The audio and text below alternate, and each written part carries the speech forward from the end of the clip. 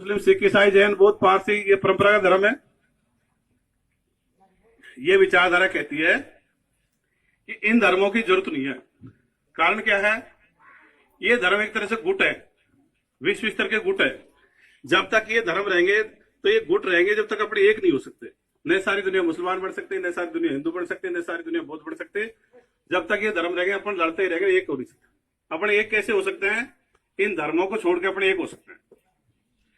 और क्या नुकसान है धर्मों का? अंधविश्वास के स्रोत भी परंपरागत धर्म इनके ग्रंथ। जैसे आप लोग सुनते आ रहे हो सब काली जी वाले पे कंस के वंश की बिजली गिरते, सुनते आ रहे हो? नहीं सुनते आ रहे? इधर सुना? अब बिजली गिरने एक विद्युत की घटना, उसका कंस के वंश से कोई लेना देना नहीं है। अब जैसे आपने देखोगे बिजली रात को चमकती रहती है आसमान में। अब रात को कोई जानवर ही नहीं होता तो जीव कैसे पहुंचेगी वहां? बिजली गिरना एक विद्युत की घटना है, जैसे दो फेस में स्पार्किंग हो जाती है, उस तरह की बात है। उसका कंस के वंश से कोई लेना देना नहीं है। ऐसे ही बहुत सारे लड़के सुनते आ रहे होंगे साहब, धरती है जो गाय के सींग पे है, शेषनाग पे है, ऐसे सुना? अब कभी ये सवाल किया कि मन में, भाई जिस गाय के सींग पे धरती रखी है वो गाय किस पे खड़ी होगी? धरती पे। अब मान लो आपके माथे मटकी रख देता, आपके मटकी पे खड़े हो सकते हो? तो ये झूठी बात है। धरती कोई गाय के सींग पे, शेषनाग पे नहीं है। ये तो गुरुत्वाकर्षण बल से सूर्य के चक्कर लगाती है। आप विज्ञान किताब पढ़ते हो, भूगोल किताब पढ़ते हो। ऐसे आपको बाइबल का, कुरान का अंधविश्वास बता दूं। बाइबल में कह रखा है, कुरान ने मान रखा उसमें। क्या लिख रखा है उसमें? कि गॉड ने सृष्टि की रचना 6 दिन में करी थी, 7वें दिन आराम किया। पहले दिन पृथ्वी बनाई, दूसरे दिन प्रकाश फैलाया, तीसरे दिन सूर्य चंद्र बनाए, चौथे दिन कुछ पहाड़ बिछा दिए, चौपाई फैला दिया, ऐसा कुछ काम किया और 7वें दिन आराम किया। अब इसमें सवाल करो कि साहब सूर्य चंद्रमा तीसरे दिन आए तो पहला दिन और दूसरा दिन कैसे गिना होगा?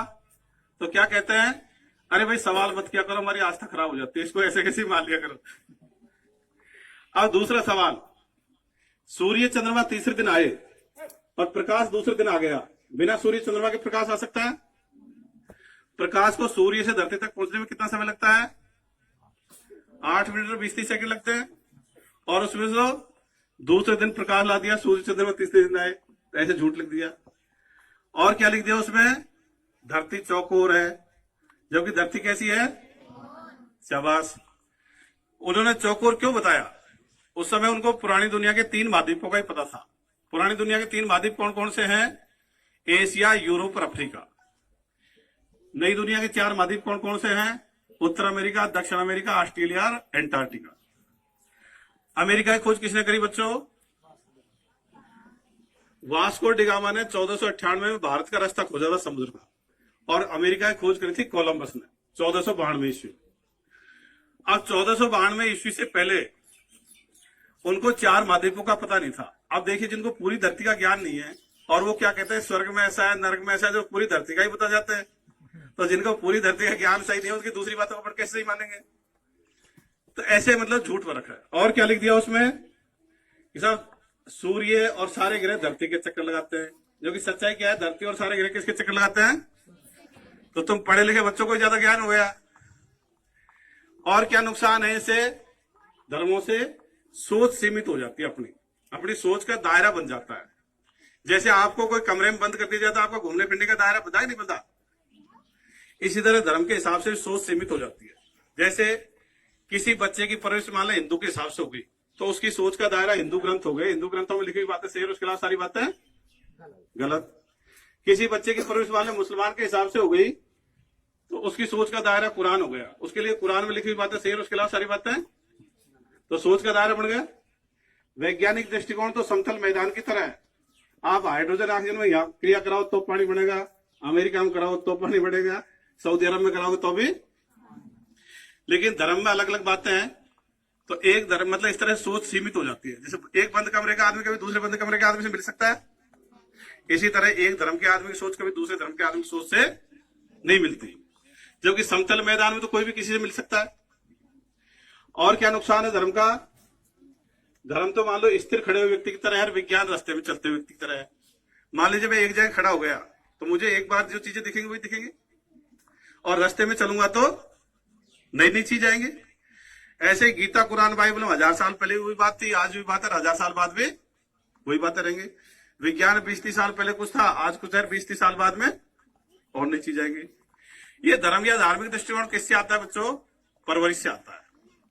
मतलब जैसी परवरिश वैसे आ जाता है। जैसे मैं एक उदाहरण से पूछूंगा आपको, मान लीजिए अपना अलवर का बड़ा हॉस्पिटल है, उसमें डिलीवरी हो और एक मुसलमान का बच्चा और एक ब्राह्मण का बच्चा अदल बदल हो जाए और ब्राह्मण वाला बच्चा बदल के मुसलमान के घर पहुंच जाए और वहीं उसकी परवरिश हो, तो बड़ा होकर कैसे व्यवहार करेगा? वो मुसलमान जैसे ही करेगा। और मुसलमान का बच्चा ब्राह्मण का आएगा तो बड़ा होकर कैसे व्यवहार करेगा? वो मतलब ऑटोमेटिक नहीं है। भाषा और धर्म ये किससे आते हैं? सीखने से आते हैं। जैसे बचपन में जैसे सिखाया जाता है वैसे ही सीखता। ये विचारधारा ये कहती है कि दुनिया धर्म के बजाय 3-4 हजार साल से धर्म चल रहा है, उसके बजाय विज्ञानवाद पे होती तो ये मोबाइल वगैरह 2-3 हजार साल पहले ही आ जाते। लेकिन धर्म वालों ने क्या किया? आदमी की सोच को रोक दिया। उन्होंने कह दिया इस किताब को पढ़ लो और अपना खुद का दिमाग मत लगाया करो। वो फलाना आदमी सोच गया था, तुम तो इसको रिपीट किया करो, इसकी पुनरावृत्ति किया करो। इसी तरह से ये धर्मगुरु हैं आसाराम, राम रहीम, राधा स्वामी, इनकी भी कोई जरूरत है ये विचारधारा मानती नहीं। क्योंकि वो क्या कहते हैं? सबसे ऊपर तो गुरु है, दूसरे नंबर पे ईश्वर है, माँ बाप को तीसरे नंबर पे धकेल देते हैं। अपने क्या कहते हैं? किसी गुरु की जरूरत नहीं है, ईश्वर होता नहीं, माँ बाप फर्स्ट है। वो धर्मगुरु क्या कहते हैं? भाई आपको 16वीं क्लास तक किसने पढ़ाया? कि साहब टीचर ने। टीचर को क्या कहते हो? गुरु जी। तो हम भी गुरु जी। भाई तुम एक साथ कैसे हुए? आपको ये टीचर है, ये तो कोई भूगोल पढ़ाता है, कोई विज्ञान पढ़ाता है, कोई गणित पढ़ाता है, और वो क्या कहते हैं? भाव सागर में ये है, स्वर्ग में ये है, नरक में ईश्वर वगैरह वो पढ़ाते हैं। वो तो अंधविश्वास फैलाते हैं, ये अंधविश्वास भेटाते हैं। आप अभी 10वीं 12वीं में आ गए, आप BA में तक भी चले जाओगे तब भी अपनी पूरी पढ़ाई में कहीं अंधविश्वास की बात ही नहीं आती। तो इनका और उसका कोई मेल नहीं है। और दूसरी बात क्या कहते हैं? वो नैतिकता की बात कहते हैं। क्या कहेंगे? झूठ मत बोला करो, बेईमानी मत किया करो, मिलजुल के रखो, ऐसी बातें कहते हैं वो। उनका निष्कर्ष आता है।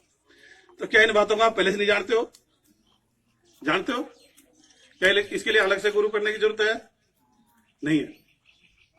इसलिए किसी के घर वालों ने कोई गुरु कर रखा तो जाके घर पे कह देना भाई अपन को इसकी जरूरत नहीं है। अन्यथा किसी का गुरु राम रहीम बन बैठेगा, किसी का आसाराम बन जाएगा, किसी का फलारी बन जाएगा। तो अपने अपने घर पे जाके कह दोगे, किसी भी कोई धार्मिक गुरु के चक्कर में नहीं पड़ोगे। सभी सहमत हो? 2 हाथ खड़ा करके समर्थन करेंगे। शाबाश।